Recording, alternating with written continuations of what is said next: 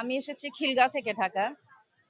আমি আসলে এসেছি আমার ছেলে মেয়েদেরকে নিয়ে ওদেরকে 21শে ফেব্রুয়ারি মহান আন্তর্জাতিক মাতৃভাষা দিবস সম্পর্কে জানানোর উদ্দেশ্যে এখানে আসা। ওরা শুধু সবসময় আমার মুখে মুখে শুনে এসেছে যে ভাষা দিবস, 21শে ফেব্রুয়ারি আন্তর্জাতিক মাতৃভাষা দিবস, এসব বিষয়গুলো শুধু বাসায় মুখে মুখে শুনে, কিন্তু কখনো তো এভাবে আসে নাই। মানে বিষয়গুলো যে কোথা থেকে আসে, এটা কোথায় পালিত হয়, কোথায় আমরা ফুল দিতে যাই।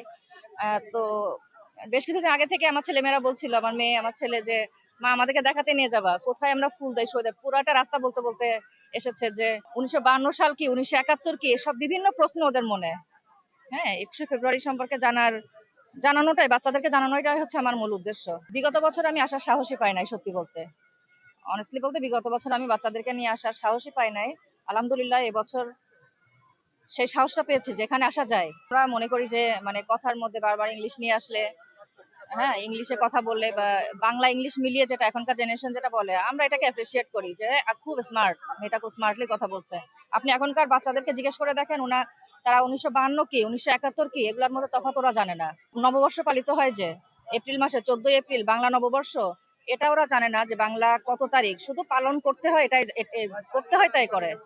এখানে অনেকে আসছে, আপনি জিজ্ঞেস করে দেখেন, এরা জানে না। এটা বলবে যে এটা 1971 সালের কোনো একটা কিছু। হ্যাঁ, এদিন কি হয়েছিল, কি জন্য পালিত হচ্ছে, এটা এখনকার 50% জেনজি যেটা, এরা জানে না। এটার জন্য আমরাই আসলে দায়ী। এখনকার শিক্ষা ব্যবস্থায় আসলে এই যে সোশ্যাল মিডিয়া, টিকটক, এটা সেটা বিভিন্ন কারণে, আমার কাছে মনে হয়, কারণ আমরা তো এরকম ছিলাম না। আমার কাছে মনে হয় আমরা তো এরকম ছিলাম না, আমরা তো এগুলা জানি, কিন্তু ওরা কেন জানবে না? আমি দেখি সোশ্যাল মিডিয়ায় মাঝে মাঝে আপনারা প্রশ্ন করছেন, ওরা যে আনসার গুলা দেয়, হ্যাঁ, তো কি বলার, কিছু বলার নাই। আশা করি আস্তে আস্তে হবে, ঠিক হবে।